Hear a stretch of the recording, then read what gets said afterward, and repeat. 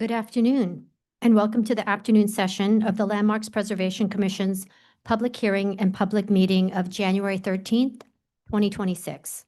We're going to resume with public hearing item number 3, and I'm going to turn it over to our Director of Preservation, Corey Harala.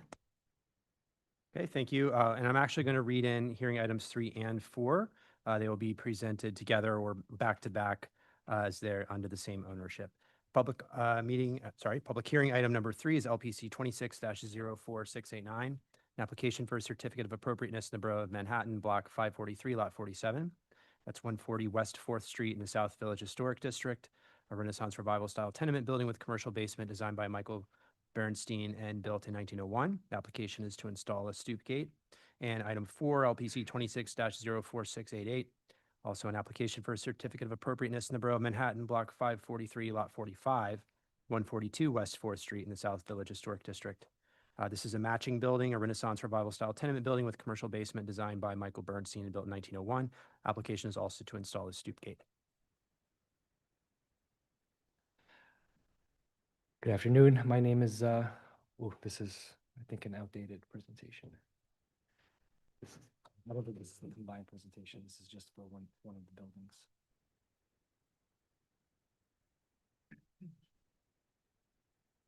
Could you just flip a couple of slides and make sure what you're looking for isn't behind it? There's just, before we had 2 separate presentations for each building. This is not the combined version. So I can just show the gate, which is the ideal, essentially the design. So the buildings are pretty much mirror images of each other. This is 140 West 4th Street, located here in the historic map. Here's the site plan aerial view, and the sister building is just to the left of this building. This is the tax photo, and the sister building is to the right of the building highlighted here. It's the existing building facade. Here's a close-up of the building stoop, and as stated, we're requesting a new stoop gate across the full width of the stoop. Here's the proposed design. It's essentially a symmetrical double swing gate with self-closing hinges with curls that match the existing fire escape baskets on both buildings. And the gate would be freestanding, and it would span the full width of the stoop. And the stoop is identical on both buildings, so this would apply for both buildings. Here are some approved gate precedents in the historic district. And, that's the end of the presentation.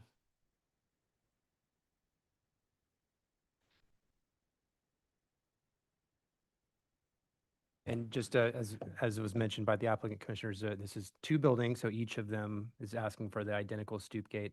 I'm not sure if, it seems like there may have been a mix-up with the presentations. I'm not sure if this version had more of the streetscape itself than what this seems to show, but maybe you want to talk about the context of this particular block a little bit further? Yes, it's along a very busy, West 4th Street's a very busy commercial street, lots of traffic along this avenue. And this block particularly has buildings of many different sizes and types from different historical periods. Lots of old tenement walk-ups side by side with more traditional row houses. There isn't, in the updated presentation, I had a little more context, but just to say that this block has a mix of different building typologies, as well as many existing buildings on this block have installed stoop gates to solve the social problems that the tenants of this building have been experiencing. Thank you. Commissioners, do we have any questions? Okay. Moving on to testimony, we have John Graham from the Victorian Society. Oh, okay. That's okay, John. Take your time. Second martini, John.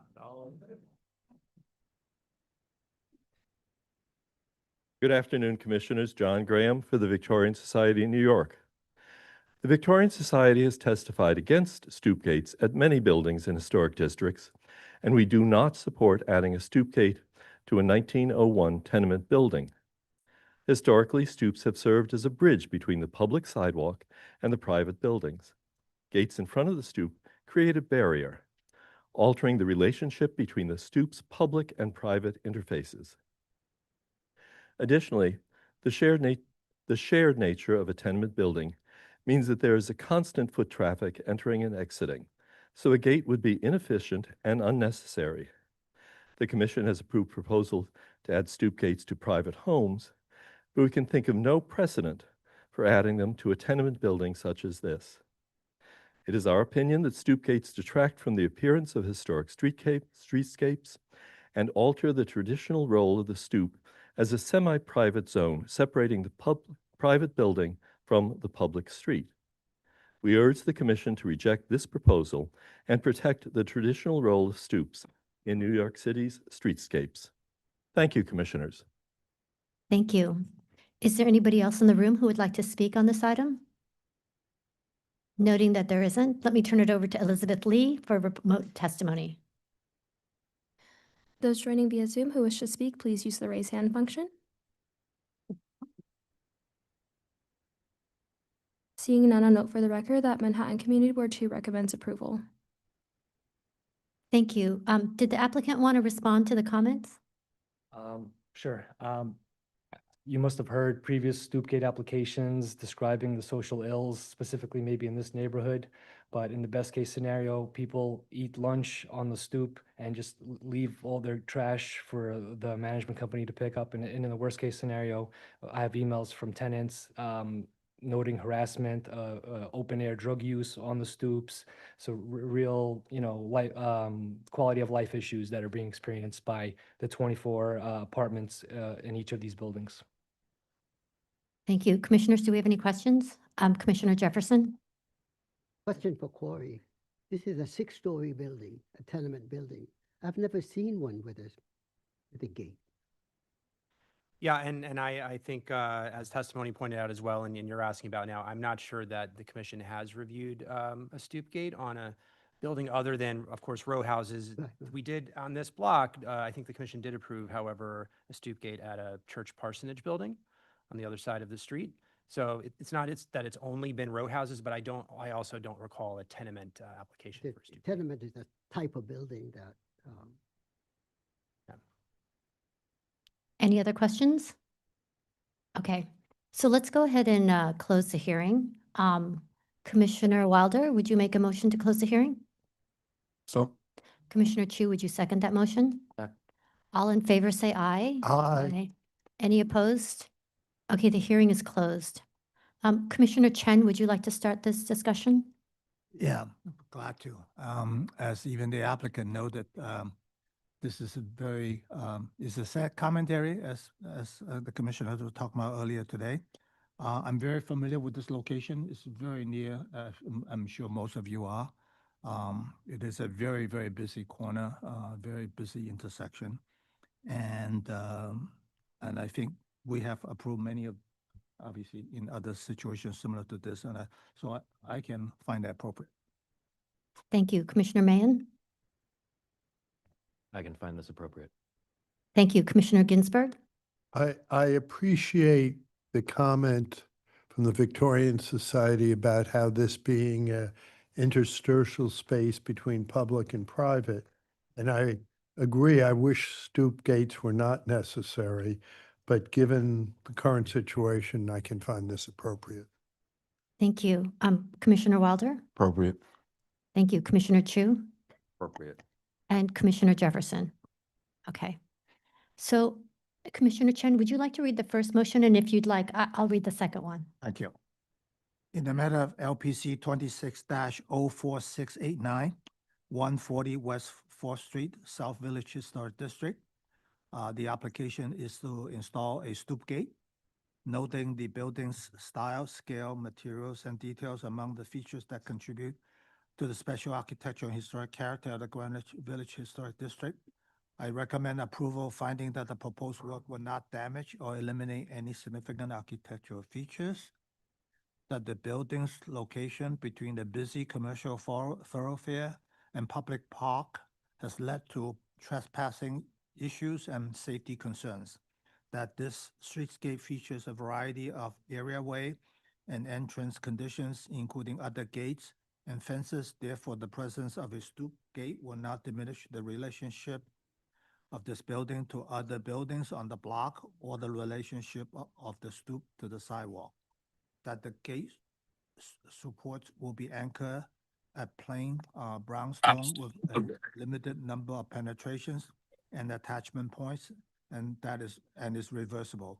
That the proposed ironwork will recall the historic ironwork of the fire escape baskets in terms of design, details, material, and finish, and will harmonize with the historic ironwork of at the stoop, and will be lower in height, thereby relating to its context, while also being seen as a later and subordinate installation, and that the work will not detract from the special historic and architectural character of the building or the Greenwich Village Historic District.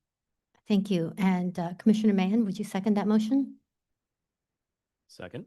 Thank you. And Mark, will you call the vote? Vice Chair Master, Aye. Commissioner Chen, Aye. Commissioner Chu, Aye. Commissioner Ginsburg, Aye. Commissioner Jefferson, Aye. Commissioner Mann, Aye. Commissioner Wilder. Aye. With 7 in favor and none opposed, the motion passed. Okay, let me read the second one. In the matter of LPC 26-04688, 142 West 4th Street in the South Village Historic District. I note that the building style, scale, materials, and details are among the features that contribute to the special architectural and historic character of the Greenwich Village Historic District. I recommend approval, finding that the proposed work will not damage or eliminate any significant architectural features, that the building's location between a busy commercial thoroughfare and public park has led to trespassing issues and safety concerns, that the streetscape features a variety of areaway and entrance conditions, including other gates and fences. Therefore, the presence of a stoop gate will not diminish the relationship of this building to other buildings on the block or the relationship of the stoop to the sidewalk. That the gate supports will be anchored at plain brownstone with a limited number of penetrations and attachment points and is reversible. That the proposed ironwork will recall the historic ironwork at the fire escape baskets in terms of design, details, material, and finish, and will harmonize with the historic ironwork at the stoop, but will be lower in height, thereby relating to its context, while also being seen as a later and subordinate installation. And that the work will not detract from the special historic and architectural character of the building or the Greenwich Village Historic District. Commissioner Ginsburg, would you second that motion? Second. Thank you. And Mark, will you call the vote? Vice Chair Master, Aye. Commissioner Chen, Aye. Commissioner Chu, Commissioner Ginsburg, Aye. Commissioner Jefferson, Aye. Commissioner Mann, Aye. Commissioner Wilder. Aye. With 7 in favor, none opposed, the motion passes. Okay, that's been approved. Thank you. Let's move to the next item. Next item is public hearing item number 5, LPC 26-02405, an application for a certificate of appropriateness in the Borough of Manhattan, Block 793, Lot 56, 130 to 132 West 18th Street, the 130 to 132 West 18th Street Stables Building individual landmark. These are 2 round arched utilitarian style carriage houses with the Renaissance Revival and Romanesque Revival style details, built in 1864 to 65 and combined in 1907. The application is to install storefront infill and construct a rooftop addition. Thank you very much. Hello, good afternoon. My name is Koray Duman. I'm the architect and the applicant for this application. I'm joined here today via Zoom with our client, artist Sarazi, and our structural engineer, Justin Dean Harder from Thailand, and in person by Mary Kay Judy, who is our historical preservation consultant. The building we are looking at is 131-132 West 18th Street. The building is a combination of 2 carriage houses. There are current violations on the building which predate our client and grandfathered from the previous owner. With this application, we want to correct those violations, to restore the facade, and to add a vertical extension which will be partially visible. The building is between 6th and 7th Avenue on West 18th Street. Existing first floor and second floor area is 7,900 square feet, And with the new application, we are hoping to extend it to 9,520 to address the client's needs. The two structures were built in 1865 as private staples as part of a series of private stables that run from 6th Avenue to 7th Avenue. There are a few other stables surviving on the same street in various conditions, all of which are designated individual landmarks. The site is also adjacent to the Ladies' Mill Historic District, but not within it. In 1907, the two buildings were sold to one commercial owner and leased to an automobile repair garage business. It was renovated at the same time. Renovations included combining of the first floor spaces, removing a portion of the front wall, and installing steel beam to support the wall above. It's assumed that this is when the central bay was created.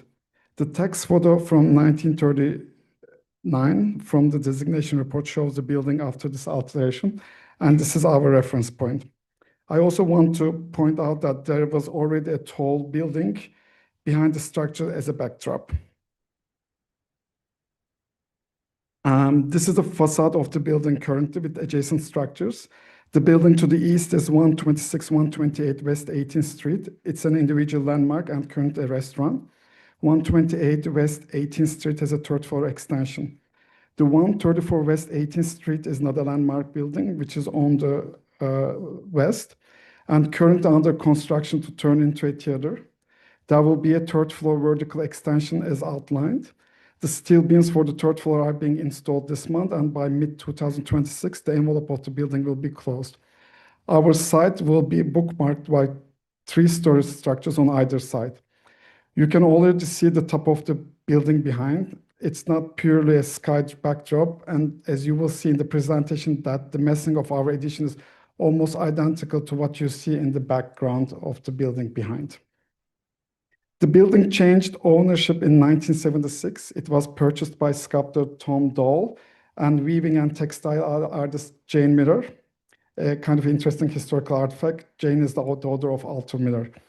Since 1976, the building was used as a live-work artist studio by the couple till 2016 when Tom died, and by Jane afterwards. Jane Miller sold the building to the current owner, artist Sarah Z, in 2021, who uses it as her studio currently. The building has been an artist's work-live studio for the past 50 years. Our client, Sarah Z, is a renowned artist known for her large-scale installations. The top left image you see is her drawings on ceramic tiles on the 96th Street subway station as a permanent installation. On the right, as you see, is the permanent installation in LaGuardia Airport. One of her recent permanent installations on the left bottom is at Storm King Art Center. And the middle bottom is her recent large-scale image of a large-scale installation at Guggenheim Museum for her recent retrospective. What you are looking here is the current floor plan of the studio. She did a light interior renovation before moving in, where she opened up a portion of the second floor to create a double height space for her sculpture studio, which you can see here. Currently, the ground floor is her sculpture studio, and the second floor is her painting studio in front and living space at the back. She also installed skylights to bring more light into the second floor. As her practice started growing, she would like to build a third floor to move her painting studio and living space and extend her sculpture studio to the second floor. She loves the neighborhood and the building, and she's one of the very few artists who still lives and works within downtown New York. We are hoping that she can continue to work and produce in downtown, and in that regard, continue the legacy of many artists who use the historical buildings as their studios to produce work. This is our zoning analysis. The extension we are proposing, which you can see here, is well within the zoning envelope. If the building was not landmarked, we were allowed to build up to 120 feet.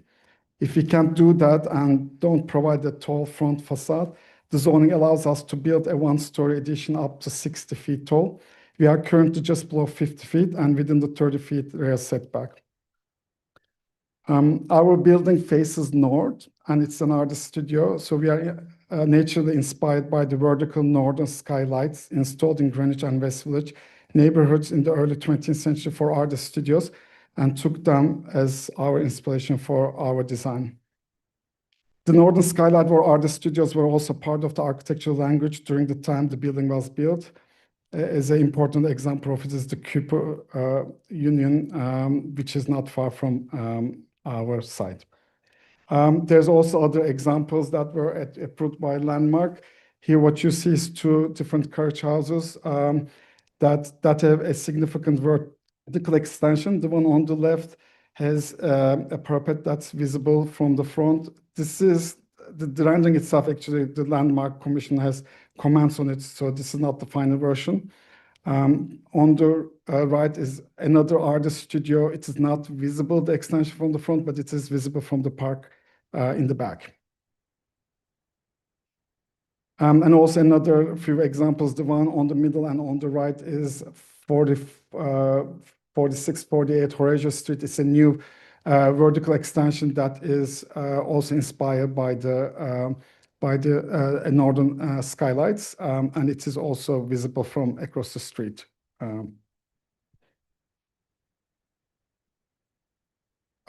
Here is our proposal. On the ground floor, we are removing the metal garage door. We did some props behind the metal panels on the west corner, which you see here. The brick is still there. We would like to restore it and install glass infill wood doors on either side of the building with a glass transom above.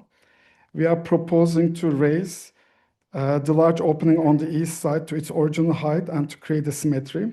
We did props in the back and there's no structural element behind. The opening on the west is being used, this one here, is currently being used to bring large crates in and out on a weekly basis. We are proposing 2 large glass swing doors, which we placed on the east opening as well. On the ground floor, we want to restore what is there and provide a cohesive facade with minimum articulation, with the idea of keeping the open quality of the original stables. The 3rd floor addition is articulated as a sloped northern skylight, and it is set back 10 feet to evade visibility of the sides. The rendering that you see is of the new building currently under construction. We are doing surgical interventions on the 1st and 2nd floor, but keeping it as it is mostly. There is a new 2nd egress stair on the west-south corner at the perimeter of the 30 feet rear setback. We are continuing the existing staircase up to the 3rd floor above it, and we are also installing a new elevator. These are the only things we are doing in the 1st and 2nd floor. This is the 3rd floor and mezzanine. It is a tight layout. The new staircases are on diagonal ends to meet the code requirements. One staircase goes to the mezzanine. The 3rd floor will be used as the painting studio, and the mezzanine space will be used as the living space. We are also installing at the perimeters these glass floors to bring light into the 2nd floor. You are seeing here the view of the painting studio and also the 1st floor sculpture studio. We are keeping the original wood columns in the entire space, but in the 1st floor, we are also keeping the wood rafters. We have conducted boring tests on existing foundations, and due to the weight limits of the existing perimeter brick walls, and due to to avoid any underpinning, our structure engineer's recommendation for the new structure is CLT in order to achieve our goal. It is a lightweight structure system, which you can see examples below here. As opposed to steel framing, it also has much less carbon footprint. However, it is deeper, which affects our overall height. The section here shows our 3rd floor and our mezzanine. We are trying to keep the height as low as possible. There are 2 restrictions coming from the layout inside that determines the height of the new addition. We can't go past the 10 feet setback to keep the minimum head height for the new staircase. We also want to provide a minimum height at the front to make the floor area fully accessible and provide necessary spaces. This is the existing elevation of the building currently, and this is the drawing of the proposals that we are presenting today. The one thing that I want to also point out here that the two carriage houses are slightly different in width, and so the overall facade is asymmetrical. We would like to do a thicker vertical mullion in the middle just to acknowledge that it was two carriage houses. But on either side, we are trying to keep the window base equal, but one of them, the width of one side will be slightly different than the other one because of that asymmetry.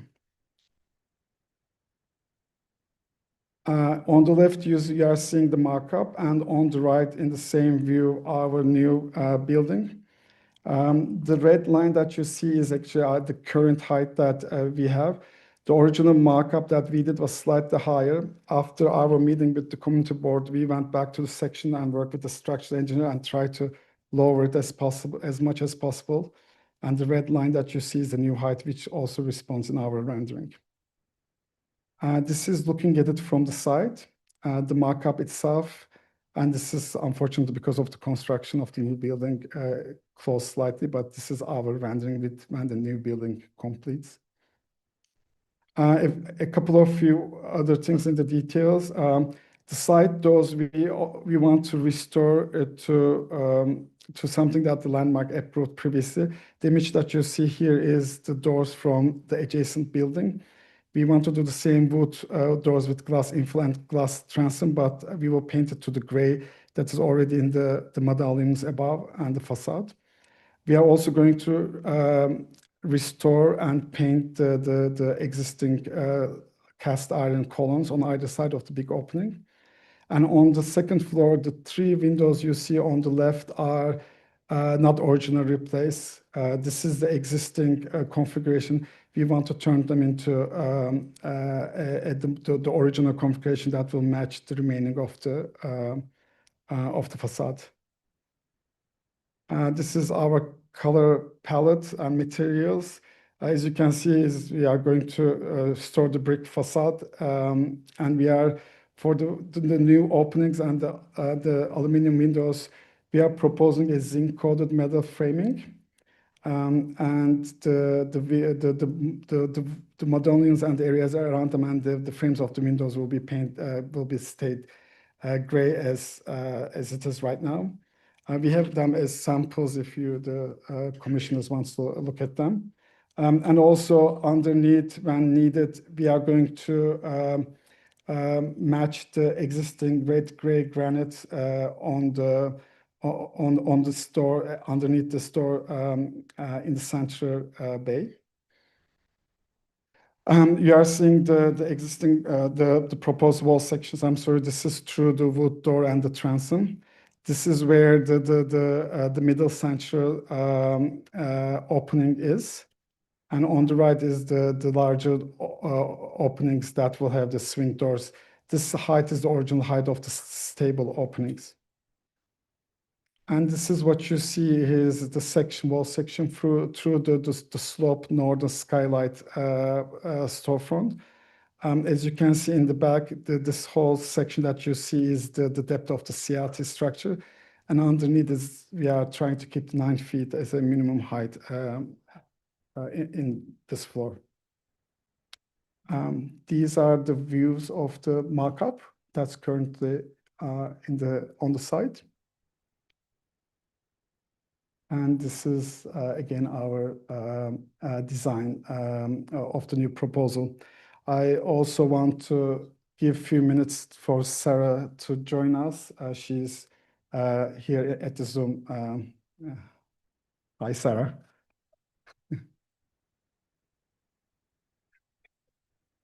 You are muted.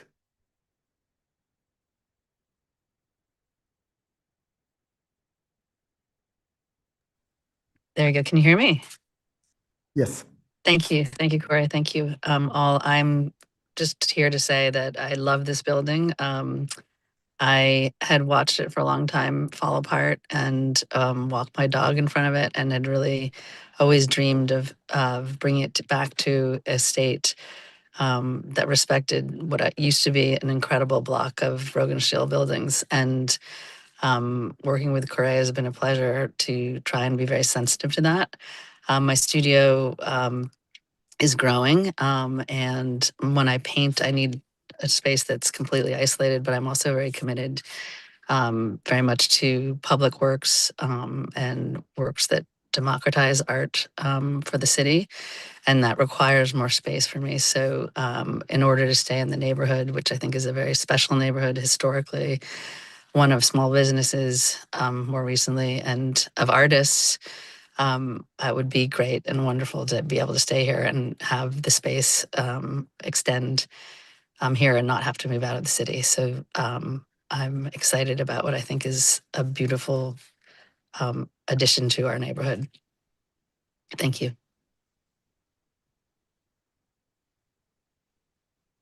Thanks, Suzette, the presentation. Thank you so much.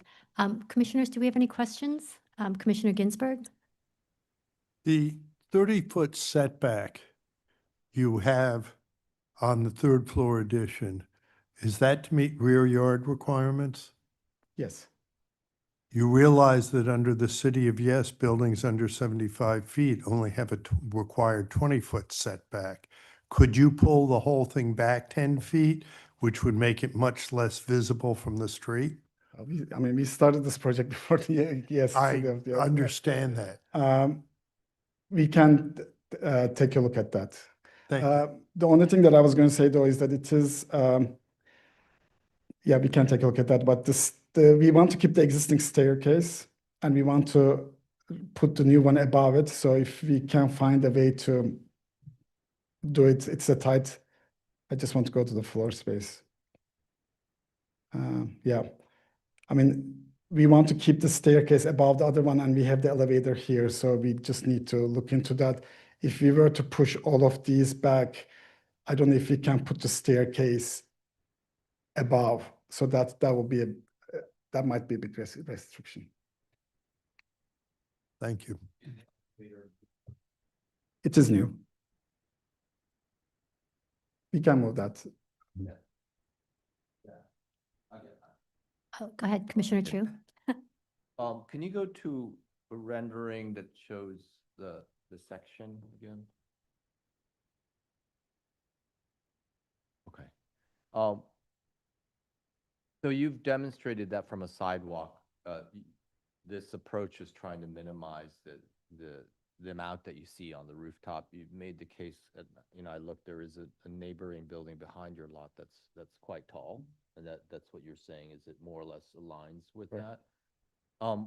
Everybody on the building on to the left is a tall building as well. It's really looking more at the roof. Can you explain the roof material? I'm just trying to find notes, but it doesn't seem to explain what it is. And the drawing doesn't have any joints or anything. So what is the character of that roof? Maybe we're just thinking for now, the asphalt tiles, we do need to have solar panels. So we, about that material, but if there's any recommendation from the commissioners, we are happy to. Sorry, what did you say? We were just thinking based like a asphalt. Shingles, yeah. Oh, okay. I guess I saw a zinc note. For some reason I thought it was standing seam, but you're all shingle. We can look into that too, though. That's Thank you. if recommended. Any other questions? Commissioner Jefferson? If you go back to page 18. Page? Which page, I'm sorry? That's 18. Page 18.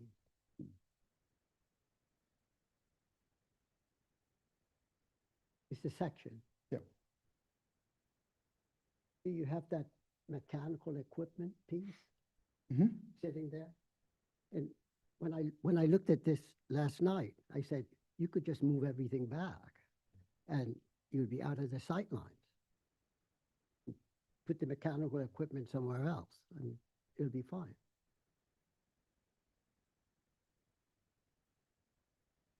Yeah, I mean, we need to refer back to like with House of Yes, if we can like have the 20 feet setback and move back, potentially we can look into that. Commissioner Wilder? Quick question on the elevation, the center window. Can you remind us why you chose not to have a mullion there and what happened on the other sides? I can show here. Are you talking about these? On the ground floor, the center window, yeah. Right, Here? oh, to the right. Center, yeah. Sorry, the question is? No, I was saying, I don't know if you said it or not, but why did you choose not to have a mullion, just one solid glass? It is the two carriage houses are slightly asymmetrical. If you were to have a mullion here, one side will be slightly smaller than the other one, so that it will accentuate that asymmetry. Yeah, okay. Commissioner Jefferson? On the ground floor, is there any reason why it has to be glazed and not be solid? Sorry, again. Ground floor, you have it all glazed now. Yes. Is there any reason, because it used to be a carriage house, why it could not be solid? Well, there are two reasons. One of them is that we are referring back to the tax photo that was is in the designation report, where it's actually already has a large opening. We would like to adhere to that. The second thing is that it's because it's an artist studio, Sarah really wants to have as much as light possible. And if you were to close that middle section and have the two arch doors, it will reduce the light that comes to the ground floor a lot. Okay. Any other questions? Okay, let's go ahead and move to public testimony. We already have John Graham signed up to speak.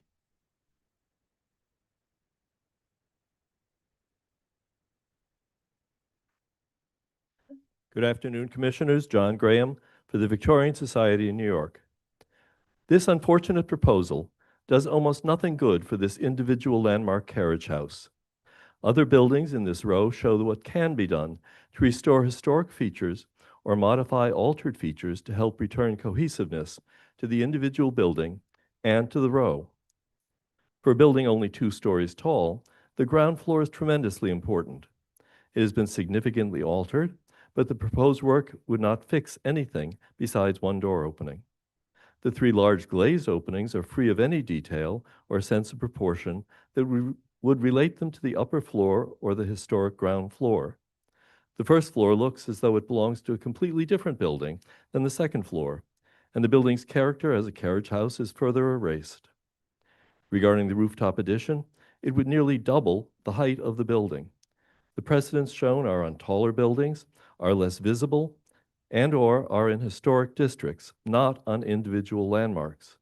The proposed addition is too visible and must be considerably reduced. Finally, Commissioners, this is not part of our public testimony that was submitted, but I would point out this is not an interior landmark. The stairway the applicant referred to several times can be moved any place in the building. Thank you, Commissioners. Thank you. Is there anybody else in the room who would like to speak on this item? Noting that there isn't, I'm going to turn it over to Elizabeth Lee for remote testimony. Those joining via Zoom who wish to speak, please use the raise hand function. You'll be promoted to panelist, after which we ask you to unmute, state your name for the record, and you'll have 3 minutes to speak. The first speaker will be Dave Holoka.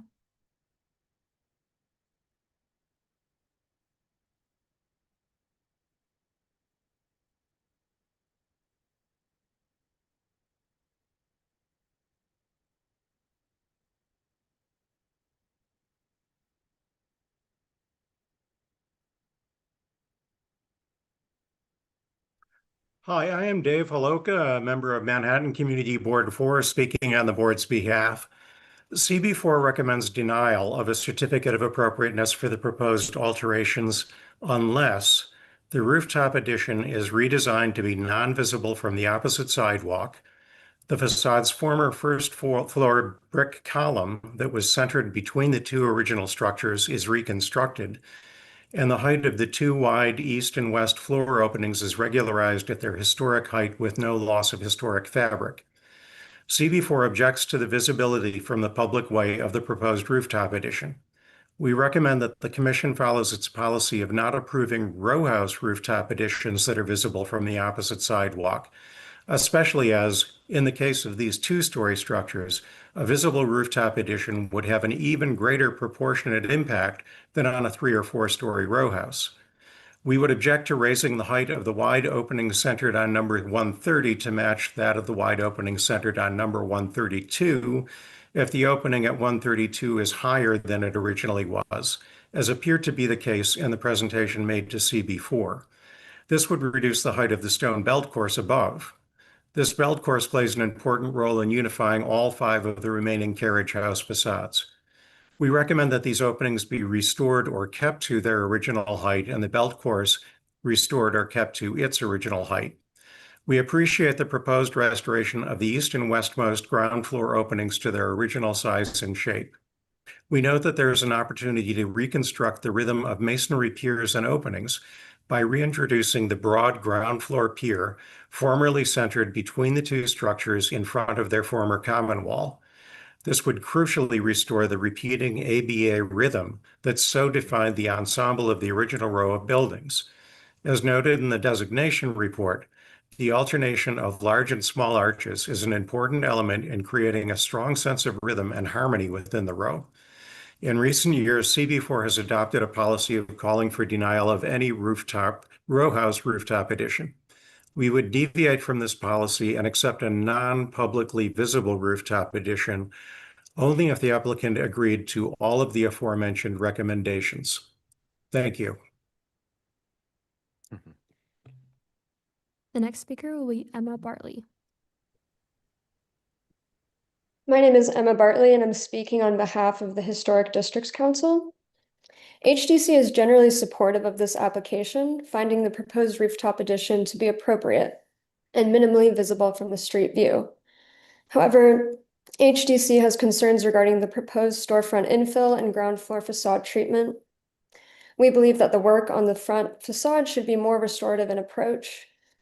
In particular, the detailing of the ground floor facade should have greater articulation and closer adherence to the historic condition.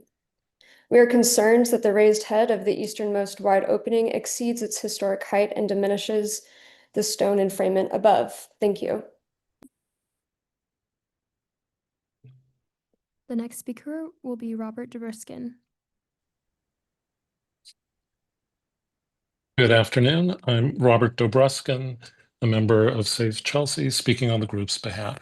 Safe Chelsea recommends against approval of a rooftop addition to the combined former carriage houses.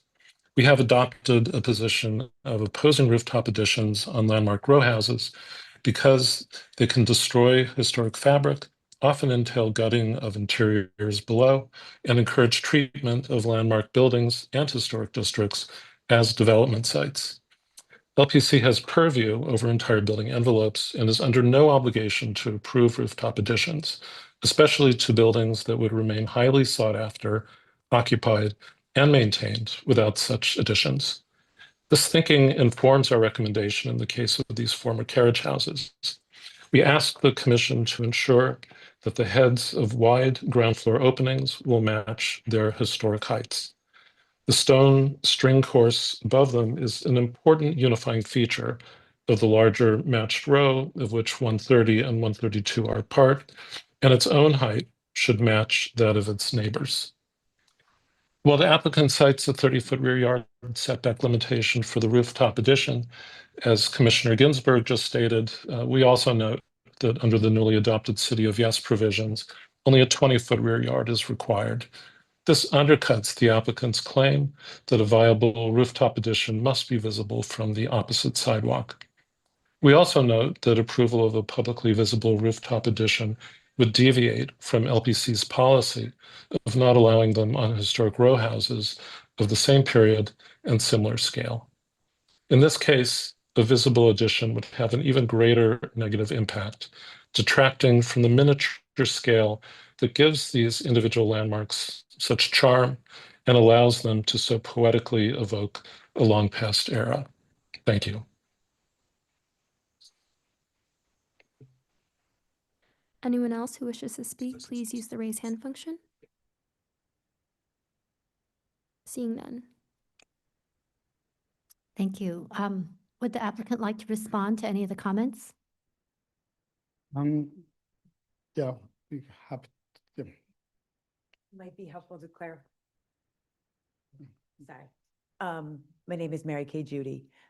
The thing I might be helpful just to walk through, Karai, is the openings of the storefronts, because I think we are proposing reopening them to the original height.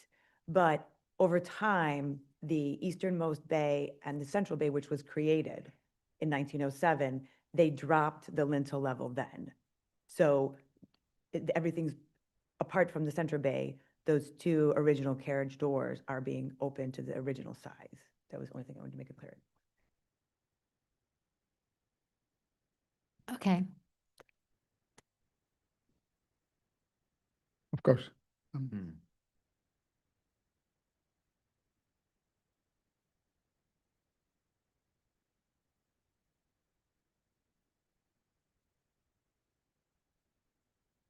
Yeah. So you need to unmute yourself too.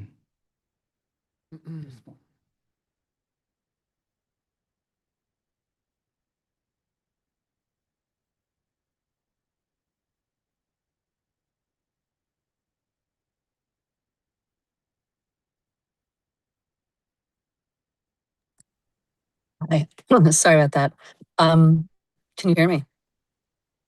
Yes. I would like to request that the committee take serious consideration of this very specific block.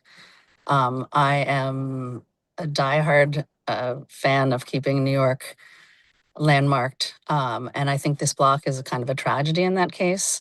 If you look at the original block, it had this incredible rhythm of Rogenstell windows all the way across a carriage block.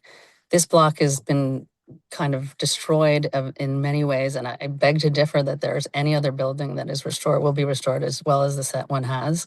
I don't know of any other examples of the ones that are landmarked that are in great condition. And the ones that are not landmarked are in gross aesthetic violation of that block already, and they're not landmarked, so we can't control them. So the building of to the west of me that is going to become a theater is going to have this very tall, very uneven, because it's not landmarked, addition on it. And I would, as an artist, I would actually make the argument that the skyline of seeing the building behind it, which you see very clearly from the street already, is a much less aesthetically pleasing skyline. I'll also, just in defense of the placement of the third floor, as an artist, I can tell you that I will not be able to do the level of work that I'm trying to do in the city, in this country, and internationally without that space. So moving the stair back for me and it means moving to Williamsburg or moving to Bushwick. And I think that is true of many artists. I think there's very, very few artists who are able to maintain a business. I have 10 people who work for me. I have 5 freelancers. Artists are brought into the city. I think this is a very unique situation. And I think that I would ask the committee to consider not only what landmark buildings have been for artists in Soho and Chelsea historically. And I think there's an interesting commitment in this proposal to keep artists in the city, which I think is a problem. So I would, one, that contextually, I think landmark buildings have a history of being art studios that are very important to Manhattan. That's one. And two, I think if you look, I agree with things in general about about a 2-story building not having an addition. If you look at this block, you have to look at it individually.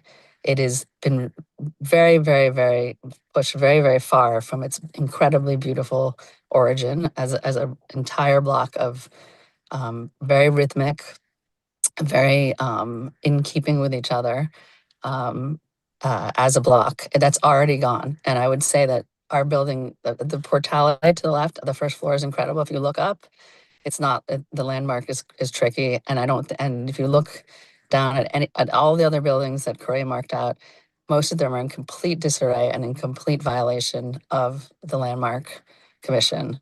And they maintain, and they remain that. And when I purchased this building, I purchased it with tons of liens from Landmark and totally agree with them that the front of this building has been mistreated for years with the optimism that we could do something to actually benefit the city.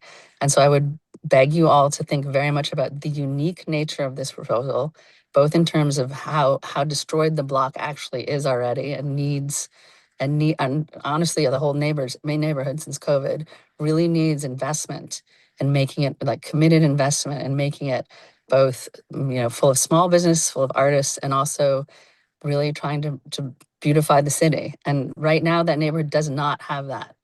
And I think this should be considered as a unique opportunity for a landmark building in a very, very unique situation with I dare say, a unique owner. There are not a lot of artists who are living in the city anymore. And this would be part of a commitment to making the space usable in that way. Thank you. I just want to make one more detailed comment for the center opening. There are two cast iron columns on either side that are a part of the landmark report, historically significant. And that was actually a part of the text photo that you can see. So if we were to close that to have those, the arched doorways, we are also kind of erasing another part of the history of the building. So this building in that sense is very unique, and all that history should be acknowledged. Thank you. Yep. Thank you. Commissioners, do we have any final questions? Oh, I just had one more detail to add. I was just going to say that, yes, the Central Bay was created in 1907 when the building was going from being used as a stable to being used as an auto repair. So, and I think the LPC found the records when they were doing the designation report back in 99, all about how the steel lintel was installed, the cast iron was installed to create this additional opening. And just a minor note is the building next door, I believe it's 126, 128, the glass infill at those former stable doors opening were approved by landmarks as a precedent. thank you. Commissioners, any final questions? Okay, let's go ahead and close the hearing. Oh, yeah, Commissioner Chu? Just a final question just about the overall structure. You talked about CLT. Is all the structure being replaced? Only the roof of the second floor is being replaced. Well, I should show you. What about the columns? Columns are staying. The columns are staying. Correct. As two-story columns, and then you're adding new structure above. Correct. If I can go to the section.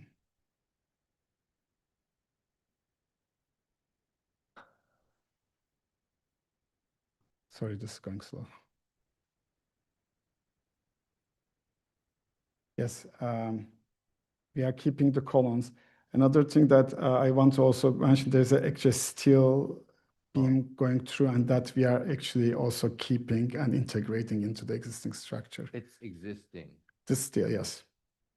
And so the load of the rooftop addition is going where? Is it going onto the columns, or they are both going to the middle columns, and also they are going to the brick walls on either side. Okay, and they can handle that extra load? Correct. Thank you. Thanks. And just to clarify, all these rafters here, we are also keeping as existing. We are not touching that. Thank you.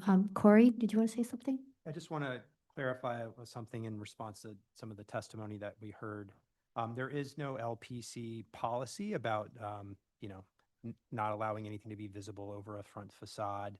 No commission standard about that either. Obviously, you all consider applications for visible additions all the time. And you may have more concern over a front facade than others, but it's something that you all determine on a case-by-case basis for appropriateness. They may have been referring to the staff level rules, which it's true for an occupiable rooftop addition. Whether it's a row house, a carriage house, or any other building type, that is not something that can be done at staff level pursuant to the rules. But again, that's not the standard that you all use. Thank you, Corey. Let's go ahead and close the hearing. Commissioner Mahan, would you make a motion to close the hearing? So moved. Thank you. Commissioner Chen, would you second that? Second. Thank you. All in favor say aye. Aye. Any opposed? Okay, the hearing is closed. Commissioner Ginsburg, would you like to start this discussion? Thank you. So first of all, I'm glad to see an artist wanting to stay, although use isn't really part of our, what we do. I think it is a good thing. I'd also comment, it's great you're using mass timber and the solar panels are good, and I think you could possibly do more of them, but that's to work out what makes sense. So with that said, in general, I think this is close to approvable, and I think it can be resolved with staff. If possible, sliding the addition back to be less visible would be good. Although if you can show for whatever practical reasons that's not possible, I'd accept it as is, but it would be better being moved back. And I think some of the details at the ground floor need to be better resolved with staff. And then the other thing also resolving with staff is what the roofing material is. I think that a standing seam metal roof would be nice, but shingles, if worked out right, could be fine too. And that just needs to be worked out. So I'll be curious what my fellow commissioners say, but I think we can approve this, then working with staff to resolve the issues. Thank you. Commissioner Mayen? I think this is an exciting project, and it's an unusual building type. It's a pretty unique block and neighborhood. Fantastic use. The interior photos were so exciting to see. I think the restoration at the storefront level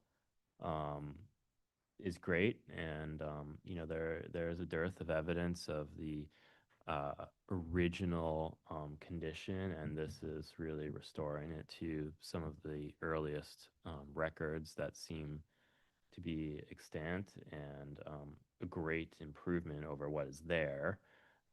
Undoubtedly, I think some of the details and profiles of the storefront infills could be refined a bit with staff. I'm okay with the rooftop addition as is, given the specifics of this building and its context, especially the visibility of a taller building to the rear as it exists now, to the behind the building, and the kind of bookend condition of the two taller third floor sort of additions to either side. I think those are some quite unique circumstances, which together with the rejuvenation, I think, of the landmark and the sort of harmony between the materiality and the sort of transparency of the storefront and the new rooftop addition make this modestly rooftop addition appropriate in my mind. In addition to the storefront details, I do think the roof material certainly needs to be examined together with staff, but I can approve this today with those caveats. Thank you. Commissioner Chen? I'm in agreement. I think that Commissioner Mann, as well as Commissioner Ginsburg, I think this is exciting. I'm grateful that I was going to ask the question to Corey, and I think he beat me to it. Obviously, I want to make it very clear that the commission does not have a rule that says this is not, absolutely, as Commissioner Chu noted. We regularly, and this commission has done it for decades, that is, as long as it's appropriate, minimally visible rooftop. I think speaking of rules, I think that there should be a new rule that more dog walkers should be walking in this district so that we can restore more artistic buildings that have been dilapidated and bring back artists to life, and make that into the next handbook revision for the LPC rules. Thank you. Commissioner Jefferson?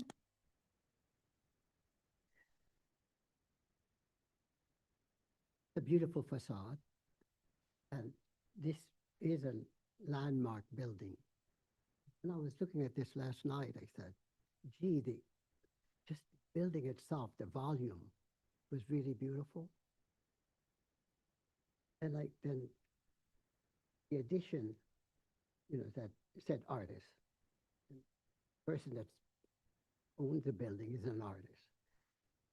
But this building is supposed to be a stable originally. So how do I rationalize these two ideas? Right? And then I looked at the plan, the section. I said we could push back the second floor and solve it. Gone. Just move it backwards. 5 feet or 4 feet, and that would solve that problem. And if that was done, I could approve it. I think I can approve it this way, and I wrote last night,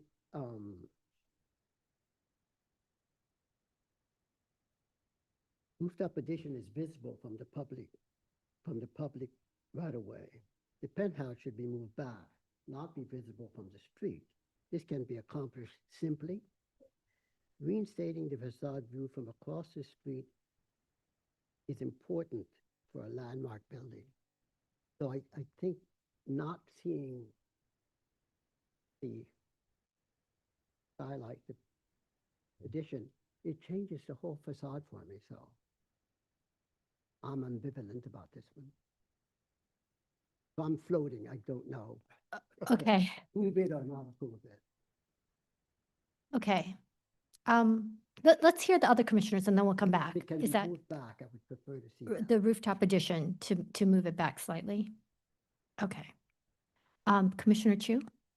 Yeah, so I'll start at the storefront. We're looking back at the historic pictures, and the applicant has made the case that the opening was larger and was lowered at some point and added a new lower lintel. And this is the effort to restore it back to its original condition. There we go. So neither of these photos was it in its original condition, as their post date of lower, but looking at the facade and what's being proposed, I think I can accept that. It is a very handsome facade. Originally 2 buildings. I think the other point that was raised was the lack of the party wall expression down the center, which was replaced with this big window, I guess, when it was a garage. So there is definitely a history here. I can accept the changes to this building and the current attempt to clean it up, and I do think that the applicant should work with staff. The details aren't yet refined, I think, around the 2 big window openings. The mullion between looks a bit clunky. I'd like them to work with staff on the refinement of that. In terms of the roof addition, I think because of the fact that it's being bookended, and the view of this glazing, there really it doesn't stand out to me as a violation of this building. I think that what's being respected is the 2-story facade along the street. It's unfortunate of the other pop-ups there along the face of the facade wall, but I think in general it's still in keeping with the scale. I would like, I know some of the other commissioners mentioned it, I would support the effort to study a slight setback. I'm not going to place that as a condition that they can't see this top, but I do think that it will alleviate some concerns that we're hearing. I also think that if I looked at the plan, it would help the stair. The stair is like 3 feet from the front door, and it seems to me way too tight. If you look at the left, the ground floor plan, you walk in the door, the stair is like 3 feet from it. So overall, if that whole core just shifted back, I think the whole experience would be better. The fact that it was a stable, to me, and now is adaptive reuse as an artist studio, I think is appropriate.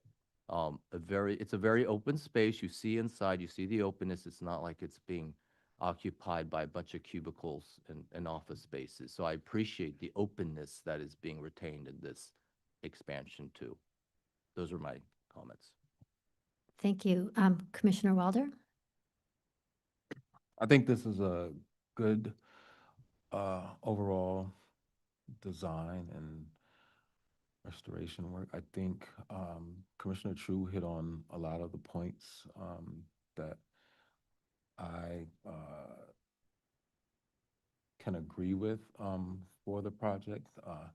However, I think because of the good work that is done at the facade, I almost want to see it more by itself. And so I think the rooftop addition should be pushed back. If it were a case where it couldn't be, then I could probably be on the fence. But I think because it can be pushed back, and I think it does improve the overall flow and function of the space, I think it should be pushed back to bring more attention to the work that is done at the facade. And looking at the storefront and looking at the original pictures, it is quite confusing because both photos have this different heights, and as was mentioned in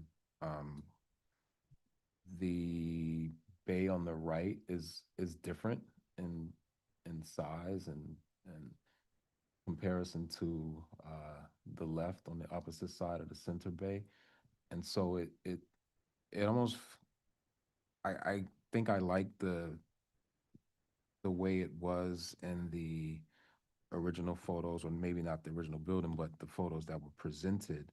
And I think there's something weird in trying to create something that's not there with these heights, and then also with changing how the center bay is presented in relation to the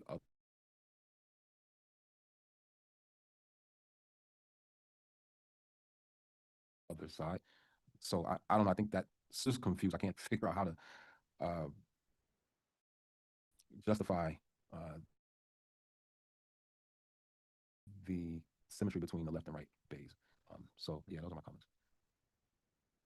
Okay, I think I'm gonna jump into, I agree that the storefront details should be worked on, and the roof material studied with staff.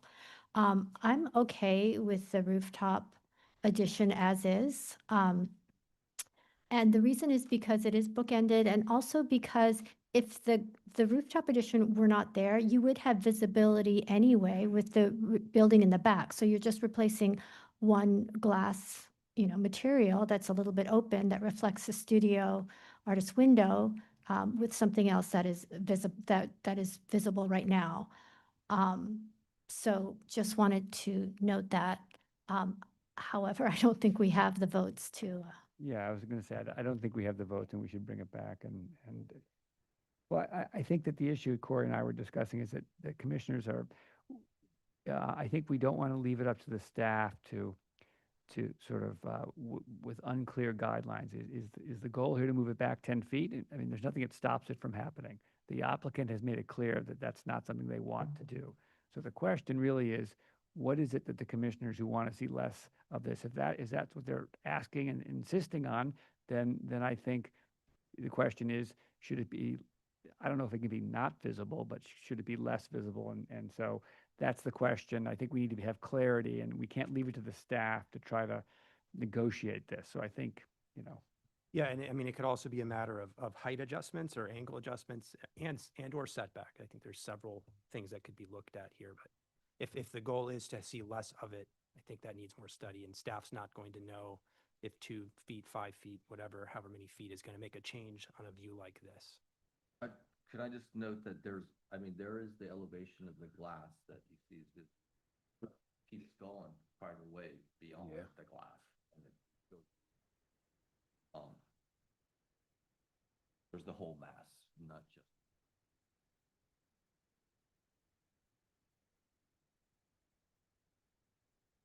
I would say, and if the staff wants it to come back to us, fine, but to the applicant, if they can move it back, that would be great. If there are reasons why they can't move it back, they should come back and explain that to us and just make it clear. Or if they have a different proposal they'd like to show us. Of course. So I'm sorry for the confusion, but it looks like we don't have the votes today to get you to where you want to be. So I think we're going to have to take no action and maybe come back. Perhaps you can come back with another proposal, kind of incorporating some of the commissioner's comments. There was some concern about the visibility. Yeah, so we'll bring you back. Perhaps you can work with staff.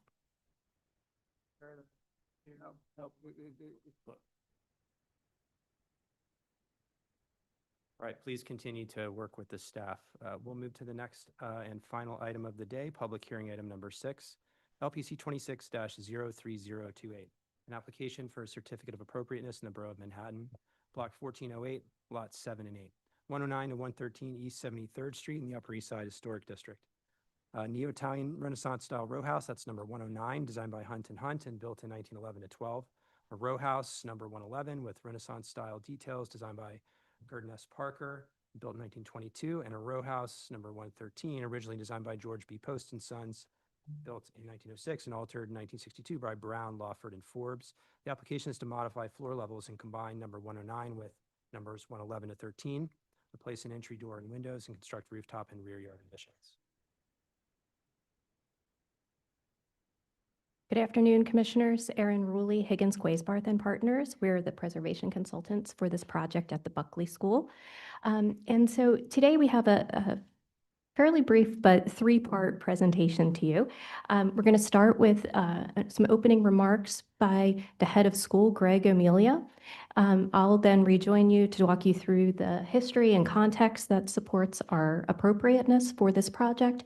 And then Rob Rogers of Rogers Partners Architects, who is the architect and designer for the project, will walk you through the specifics of the design. And so with that, Greg. Good morning. Good morning, sorry, good afternoon. My name is Greg O'Melia, and I'm actually in my 25th year as head of the Buckley School.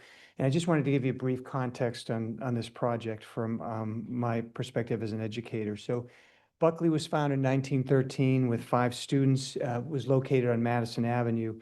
And we moved to our current site in 1917 when 120 East 74th Street was purchased. And so the school's been a staple of the Upper East Side since. And during those years, we have made some incremental improvements. We had 2 major acquisitions. We have an athletic building between 2nd and 3rd Avenue, the Hubble Building.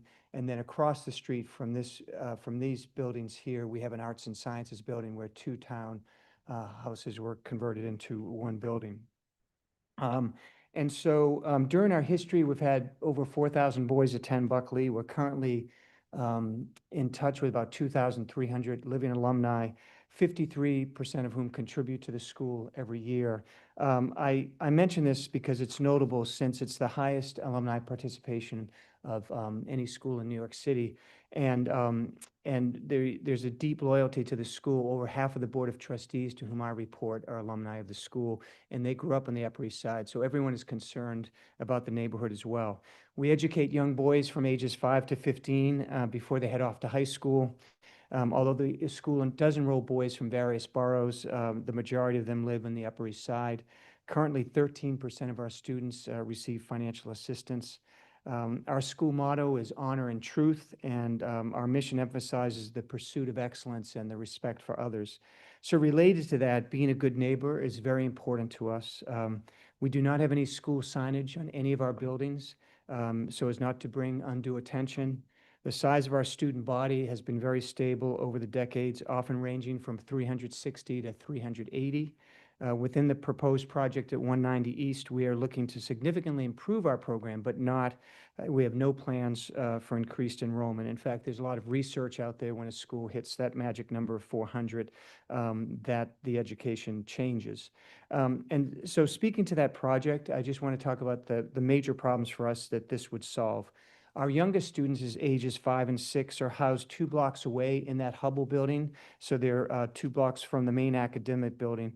And they're often coming to the main academic building for school assemblies and other activities. As you can imagine, walking 40 young boys takes time, takes security personnel, but even more importantly, the distance keeps them from their teachers, away from the other boys, and away from the other teachers in the lower school.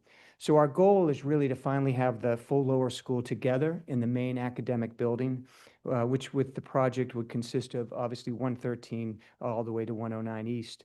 The other group of boys who would also benefit are our fourth grade boys who are currently housed with the much older boys in what we call our upper school grades 5 through 8. This project was also enabled the class 4 boys to be located in the lower school, enabling again the boys and teachers to be closer to the lower school specialists.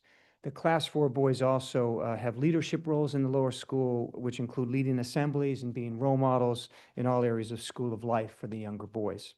Now, another significant challenge for us is that we use one large room for play rehearsals, assemblies, 3 lunch periods per day, and community events with students, parents, and alumni. So as you can imagine, the overuse of one room creates conflicts. As public speaking is a cornerstone of our program, with declamation and debate contests, we have 19 plays on stage every year. The project would allow us to offer a flexible space that could be used for play rehearsal and other practice, thus putting less pressure on our lunch, which we call our lunchroom. In a related matter, our kitchen is very small by industry standards to serve 370 or so boys and 100 employees. This project would allow us to increase the kitchen size and improve our food offerings. I'm happy to talk about other benefits of the project as well and answer any of the questions, but from my perspective, these are the most important. So thank you, and good afternoon again. Great. So we will jump into the presentation now. Currently, the bulk of the scope of work is located at 109 East 73rd Street, which we see on the left here. It's a 6-story townhouse, and it's adjacent to the 2 buildings that are the current Walsh building for Buckley, numbers 111 and 113 East 73rd Street. They're located on the north side of East 73rd Street between Park Avenue and Lexington in the Upper East Side Historic District. And so the scope of work is really to integrate 109 into the existing campus of 113 and 111. So we see here the 109 building, the existing 6 stories. It's taller already than the other 2 buildings. There is a proposal to change the entry door for new accessible entry and egress for the boys. Interior changes, including connections between the buildings. So there's party wall openings, as well as changing floor levels that have a very minimal effect and visibility from the exterior. We'll look at that. At the rear, there's a rear extension that's proposed in order to create a usable classroom at the back side of the building. We have classrooms in the front, the central core, and then the rear classroom space. There's not an occupied addition proposed for the rooftop, but it's just simply raising the roof level by 5 feet in order to accommodate indoor play space for the boys. We have new mechanical systems and new core, so a new stair bulkhead located here. And then the only scope of work proposed at 113 is to replace the existing play fence at the outdoor play area and extend the existing elevator. There's an existing elevator in 113. It does not currently serve the rooftop level. So there's no accessible entry to or use of the rooftop currently. So extending this elevator will allow for accessibility at the rooftop, as well as eliminate the need to have a separate elevator in the 109 building. And so these are all very minimal changes. We have some very limited visibility that you'll see from the west of just the stair bulkhead and the elevator overrun. And the project's been designed by Rogers Partners. It's all very modest and really the minimal space needed to meet the programmatic requirements in order to accommodate the boys in the new program space in the building itself.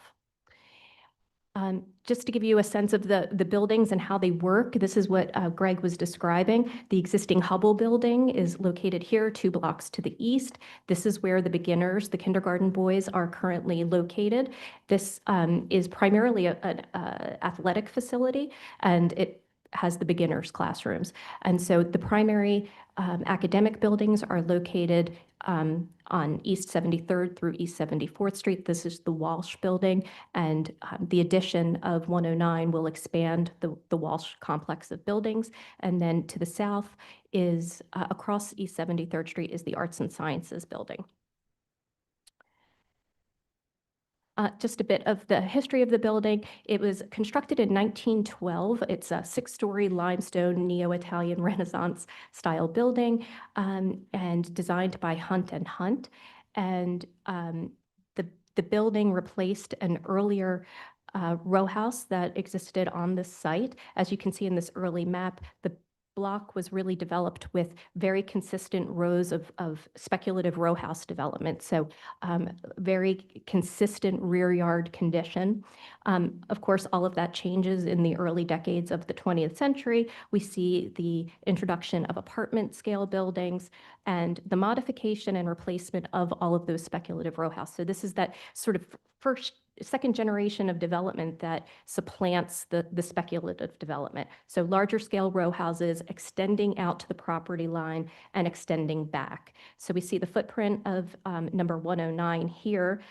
So it's a full 6 stories. It extends all the way back from its historic condition. It extends all the way back to the rear lot line. And that rear L is 6 stories in height. So it didn't step down historically, went all the way to the lot line and effectively created a separation between the east side of the block and the west side of the block from 1912 on.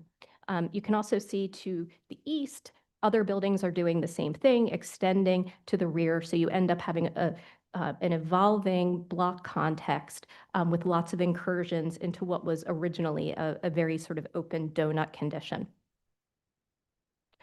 The building was converted for apartment use in the 1930s. There were a series of alterations that happened over probably a 40-year period of time to convert the building first to 4 or 5 units, and then to many more. It's currently, I think, 17 units. The first significant change that occurred is that in the original home, the entryway was a double height space, and you can see that in this original section.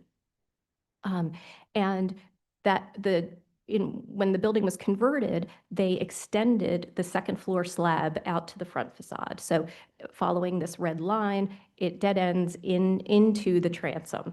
So what was originally a double height space here ended up having a slab integrated right behind this transom. And subsequently, the window, this sort of small scale window that lit that double height space, was expanded and to create light and air for the unit that then occupied that space above the entryway. Also part of the conversion of the building, gates were added at the exterior. And you can see by the time of designation, this is a 1980s photograph, we have that expanded window. The transom is opaque. We'll see that in more detail. And the doors were converted, the gates were removed, and the glazed openings were cut into the existing double leaf doors. So just a few details of those existing conditions. Here's the primary entry to the house. The service entry is to the west. Here is the existing condition of the doors. These are modified. These are the original doors that were then modified. So that panel was cut, glazing was inserted, and then ironwork was introduced at the glazed panel. And you can see the transom. It's opaque back up here, and with a window in the front and ironwork. At the 3rd floor, it's a very interesting condition. There is this deeply recessed large-scale window. It has a masonry transom bar, and the window currently passes behind the transom bar. We think this is a non-original condition that likely dates to the generation of the apartments. We looked at other Hunt and Hunt buildings. Many of them have this masonry transom bar, but in all cases, the windows terminate at the transom bar, and then it's a separate unit up above the masonry bar.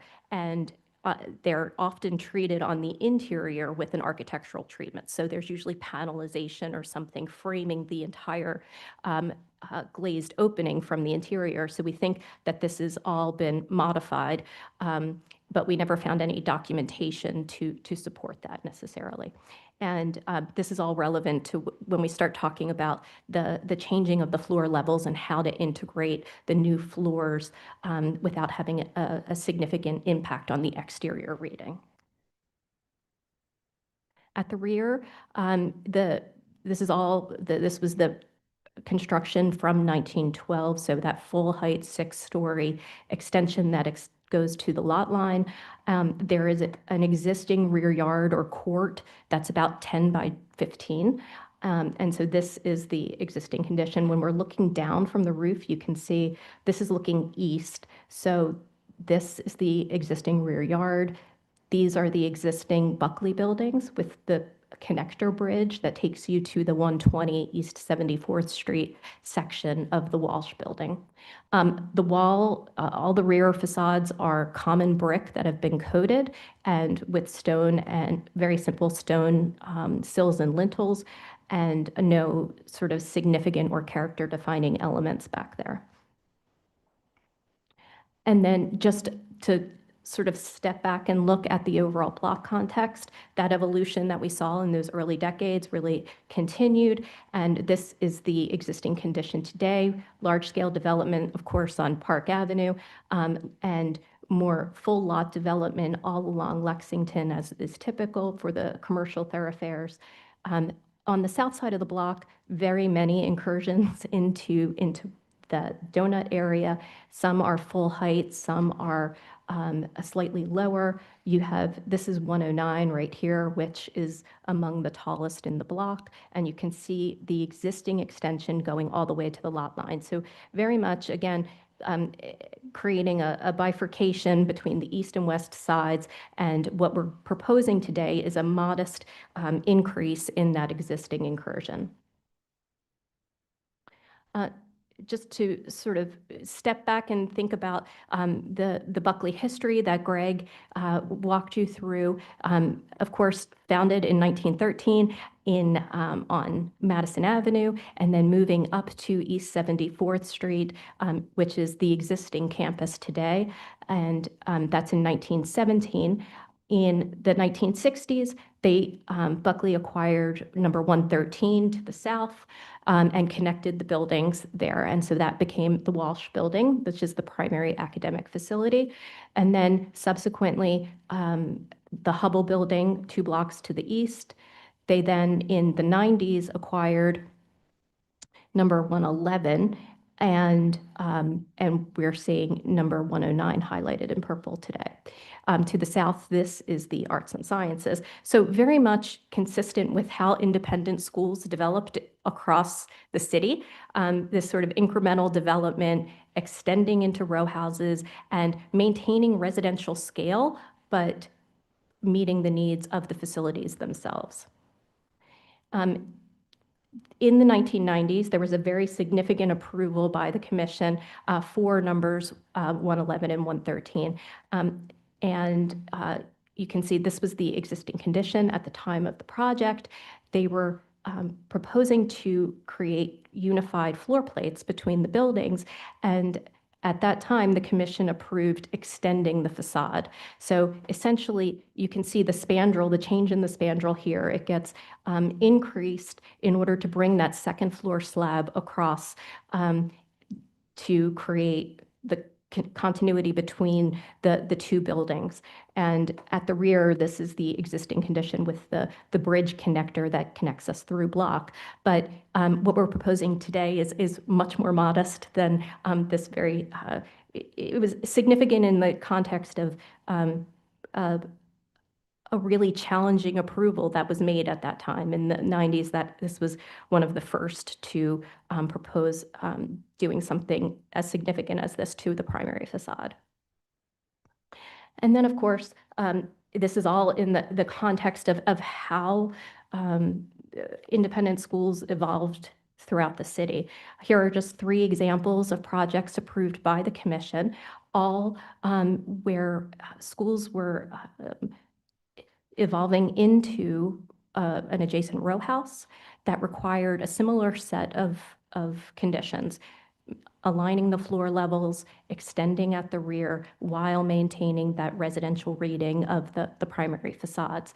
And so we are very much in consistent with these approvals, but it is an extremely modest proposal that Rob is going to walk you through right now.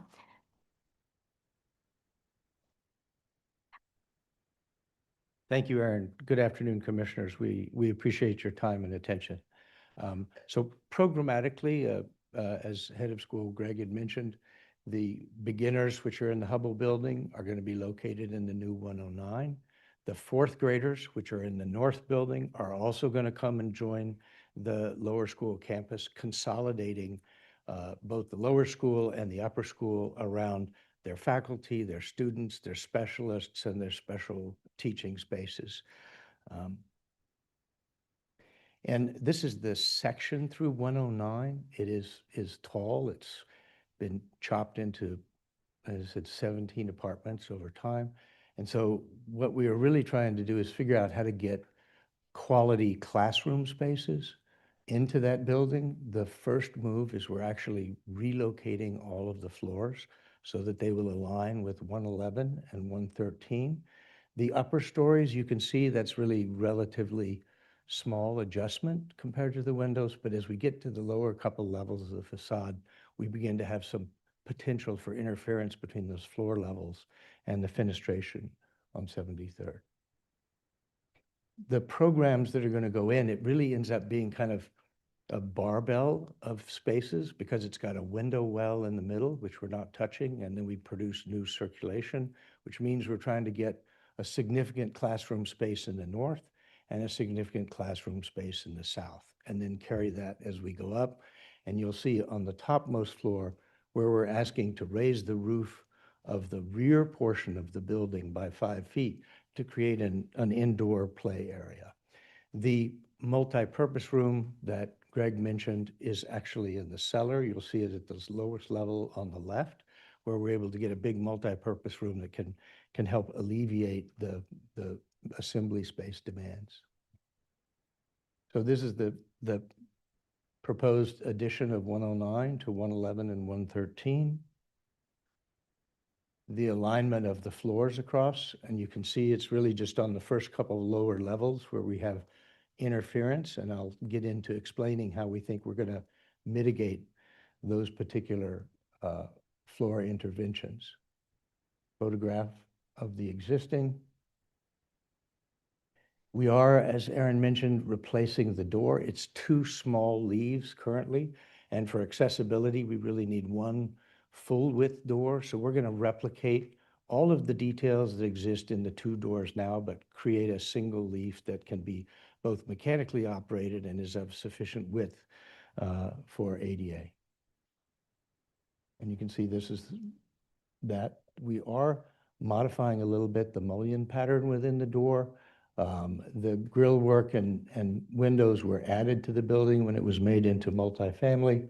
And we are trying to unify the lobbies across. You can see on the left-hand side how it exists today. And on the right-hand side, we're really going to take a significant portion of the party wall out and create a single unified lobby for the entire ground floor of the building, which is obvious for all the things that you know about schools: assembly, security, safety, and management of children and parents.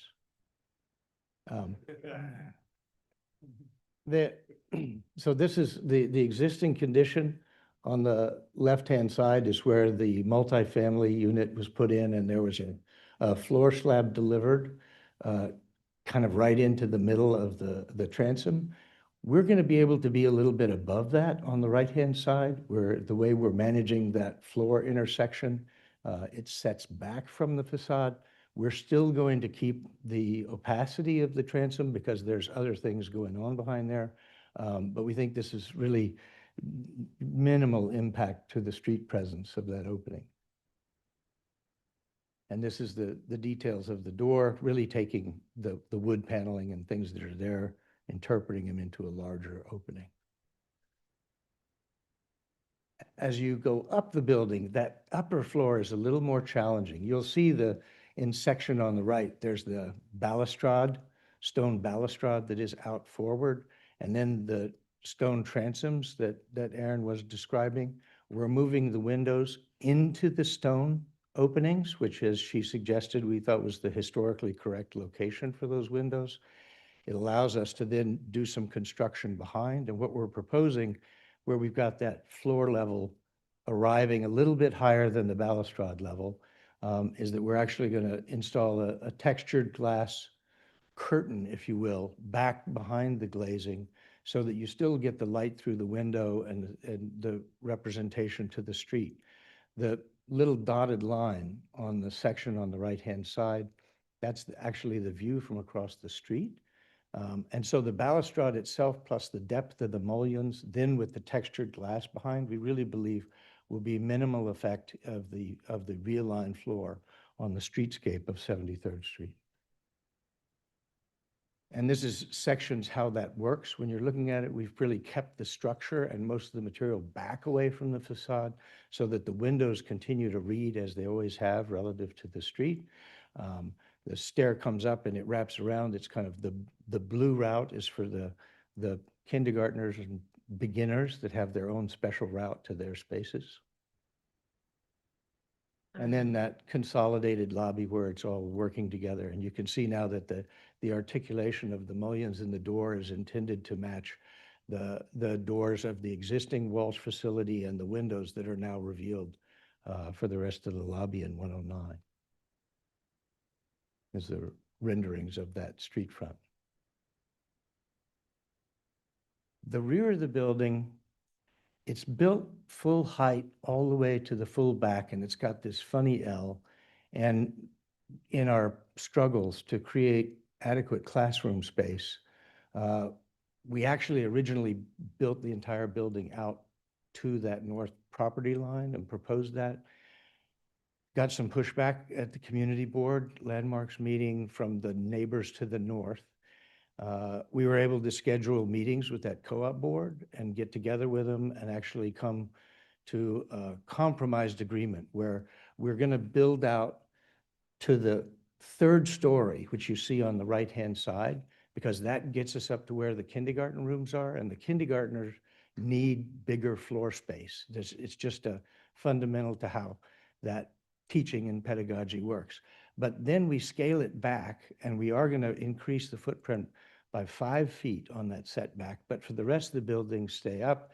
And then when we raise it for the athletic space on the right, you can see we're holding that back. We're not bringing that out to the property line, all in deference, compromise, and conversation with our north neighbor. And we were very pleased that they submitted a letter for us yesterday at BSA, appreciating the cooperation. So you can see what we're doing on the right-hand side is we're building out full only up to the level of the kindergarten, and then we're adding that 5 feet. And we've had discussions about it, but it's just like it's fundamental to square off that room, get enough space in there, both wall space and floor space in terms of really trying to meet the minimum requirements for the classroom. You can see the impact on the rear elevations.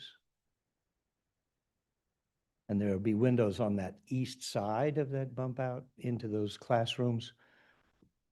There always have been. And you can see it in a model here on the left as it exists, and the modest extension proposed, keeping that in character. We'll rebuild it with common brick, non-parged. And then, as Aaron mentioned at the roof, this is the current state of the roof, a little kind of a collection of adventures over time. And what we're going to do is on the right-hand side, we extend the elevator up at 113. We extend the core of 109 up for the stair and access to the roof. And we're raising the rear portion of the roof for the activity space within and creating enclosure around that to maintain and acoustically monitor the mechanical equipment on that roof. And currently there's a kind of several fences from different phases across the roof, and we're proposing to unify those with an iron fence that then has a stainless steel web overlay for safety and protection.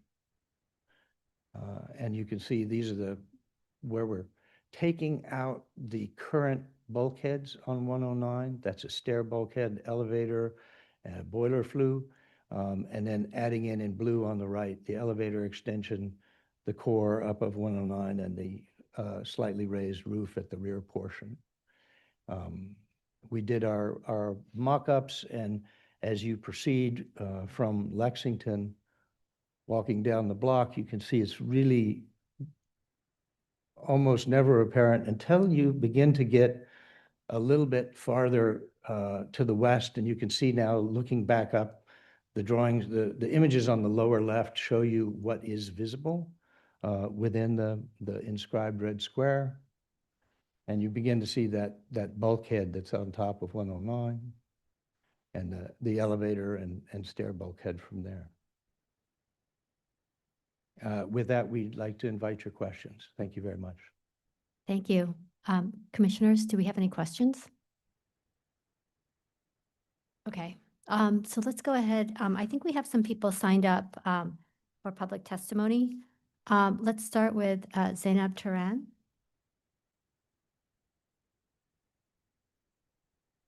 Vice Chair Master, Commissioners, my name is Zainab Turan, speaking on behalf of Friends of the Upper East Side.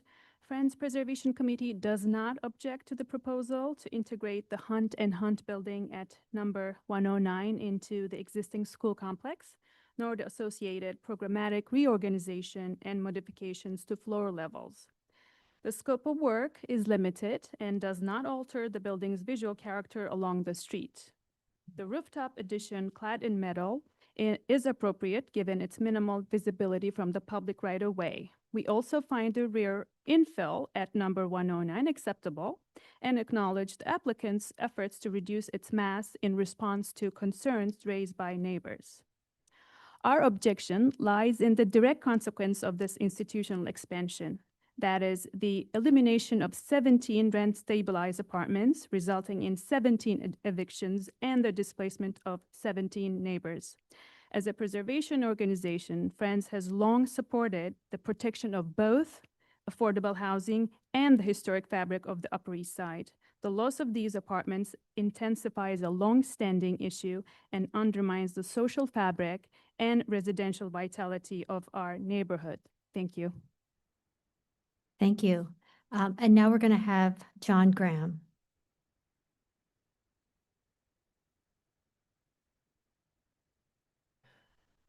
Good afternoon, Commissioners. John Graham for the Victorian Society in New York. We recommend approval of the rear yard and rooftop additions. The existing condition at the rear and roofs of these buildings leads us to feel the changes will have no effect on protected features of the buildings or district and will be invisible to the public. We're somewhat concerned about the visibility of the new floors at existing windows on the front facade. We think more information is needed to describe how visible the floor slabs will be at different times of day and with proposed interior lighting and window coverings. We find the proposed change to the paired doors at 109 inappropriate. The existing doors appear old and possibly original, with the solid panels replaced with glazing. In any event, paired doors are architecturally appropriate. The single leaf door proposed is not. It's also stylistically odd, appearing to be more colonial revival than Italian Renaissance. Finally, it appears that with the interior alterations, the two existing accessible ground level doors at number 11 will serve the same lobby space as the door at number 9. The shared lobby at 109 and 111 was just in this testimony referred to as a single unified space. We don't understand, therefore, why the door alteration at 109 is necessary. Thank you, Commissioners. Thank you. Is there anybody else in this room that would like to speak on this item? Noting that there isn't, let me turn it over to Elizabeth Lee for remote testimony. Those joining via Zoom who wish to speak, please use the raise hand function. You'll be promoted to panelist, after which we ask you to unmute, state your name for the record, and you'll have 3 minutes to speak. The first speaker will be Nicholas Stern.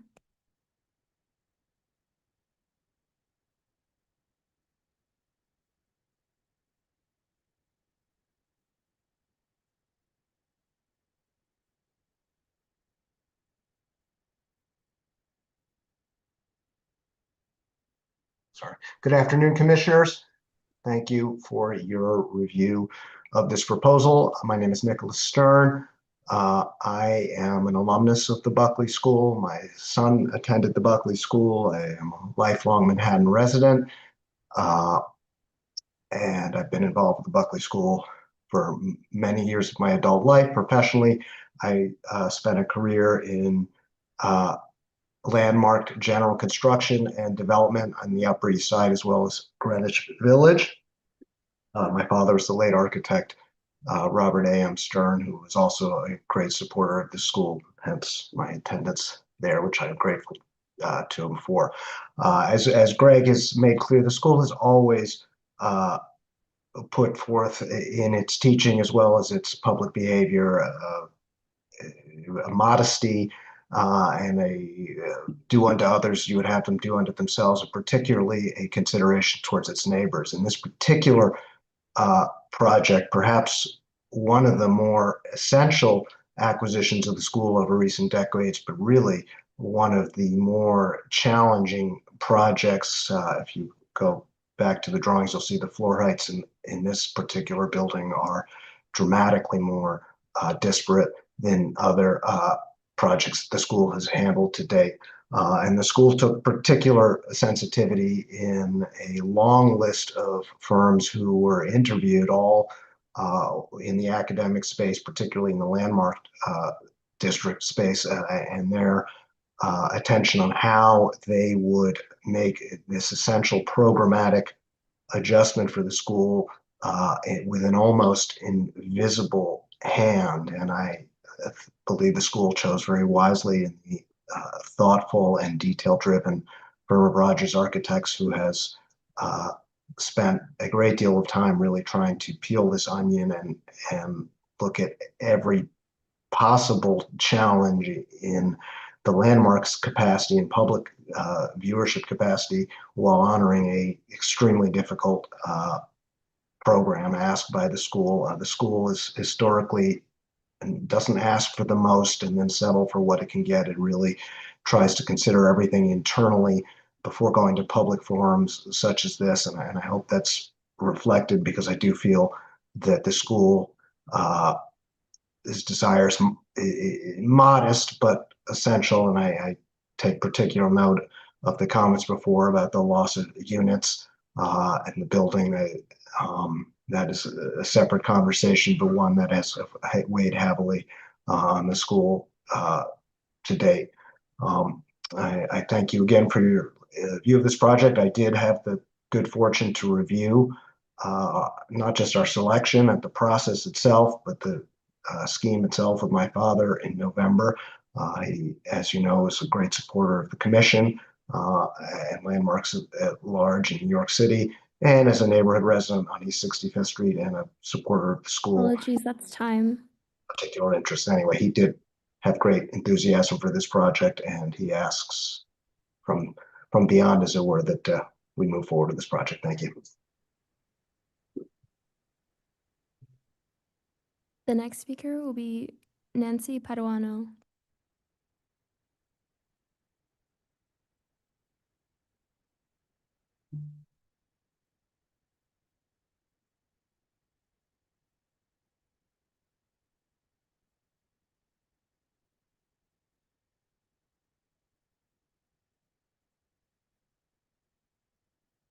Nancy, you may begin.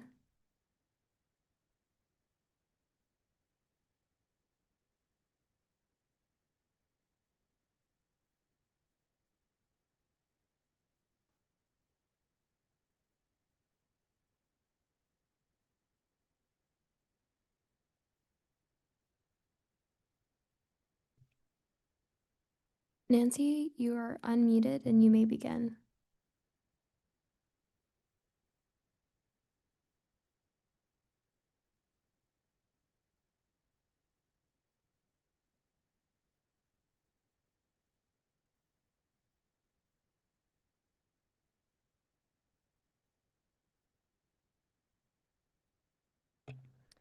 The next speaker will be Leah Carpenter.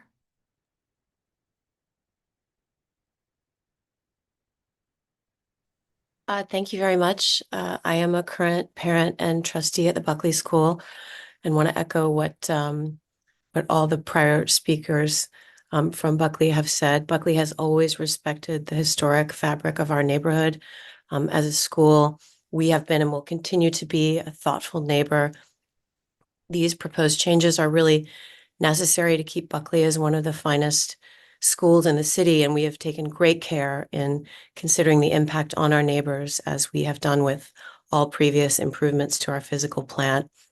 The scope and scale of the proposed changes to 109 East 73rd Street are contextual and reflect a compromise with our immediate neighbors, as has been spoken to. As we continue to evolve for our students, we will continue to give back to our neighbors and take pride in being good, respectful citizens in the community. As Greg Amelia said, our school motto is honor and truth, and we really do believe in practicing what we preach. Having all the boys co-located will be truly transformative for our school. Thank you again for your time and consideration.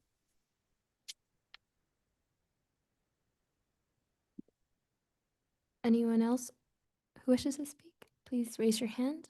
The next speaker will be Nancy.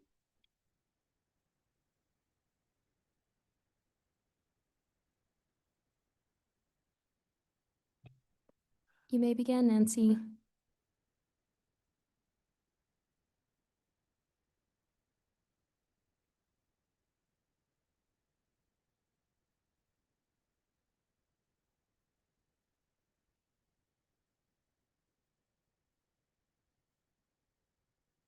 Seeing none, I'll note for the record that Manhattan Community Board 8 recommends denial and 112 East 74th Street Corporation recommends approval on the condition the rear wall encroachment on the eastern side be pulled back to maintain a partial 10-foot deep rear yard above as mentioned. Thank you. So would the applicant like to respond to any of the comments? Thank you. Just a few points. Appreciate the support from Friends of the Upper East Side. Of course, the housing issue is a significant one, but obviously use is not a consideration before you today, but I think that educational institutions of all sorts are part of what makes for a vital community, and they're very important on the Upper East Side, and it's really a question of balance. And so we think that the attention to institutional projects is an important one.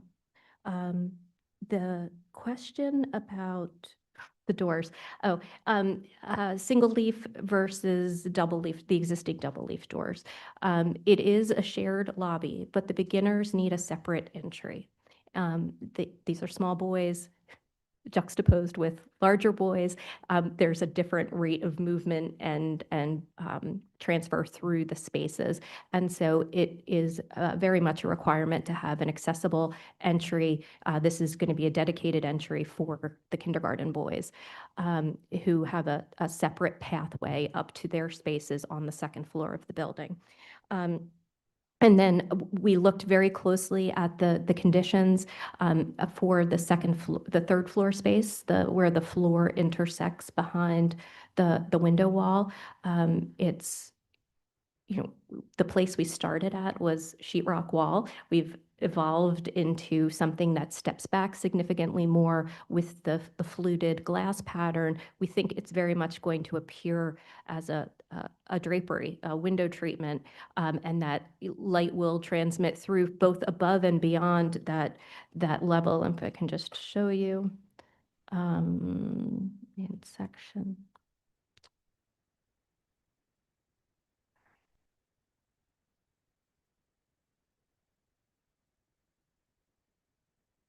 So the floor level is here, but both this lower panel and the upper panel are both glazed. So if one were to catch this solid element, I don't think it would appear more than furniture within the space because there's going to be lit spaces behind both of those glazed panels. So that will be the reading from the exterior. That's all. If you have any questions, happy to answer. Thank you. Commissioners, do we have any final questions?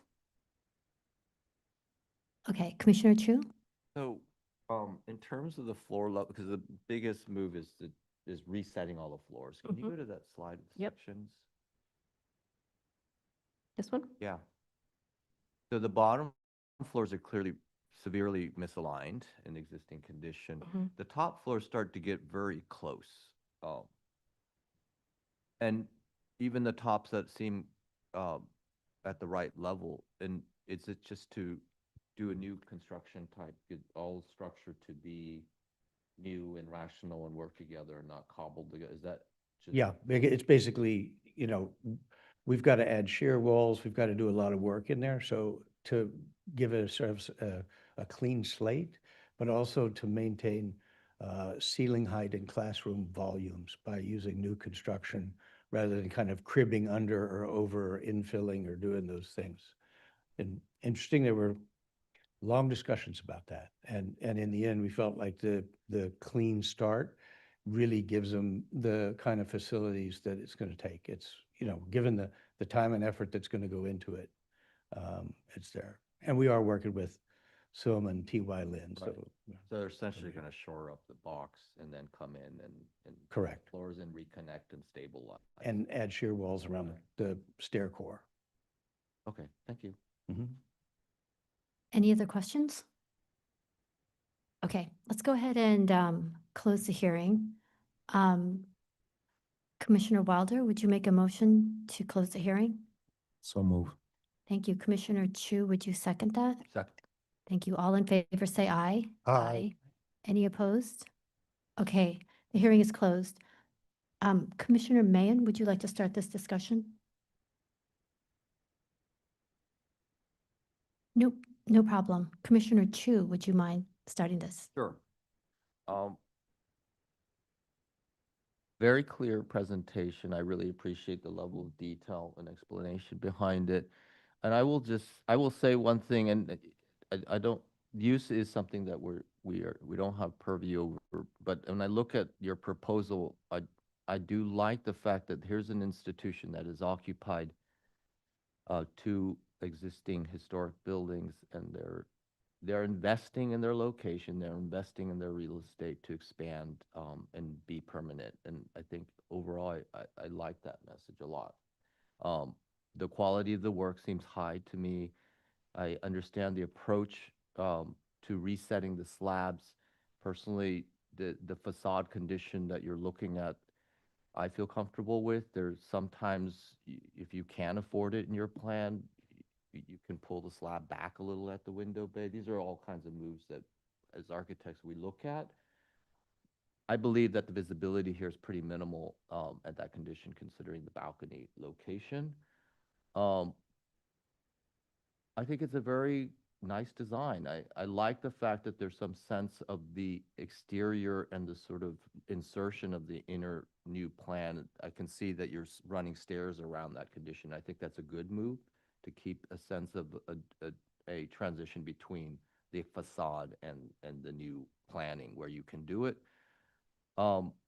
The rooftop additions seem minimal, and the existing building is built out full. I personally don't feel like this is a huge move to add that small piece in the rear. I find this appropriate, and I'm comfortable with it. Thank you. Commissioner Wilder?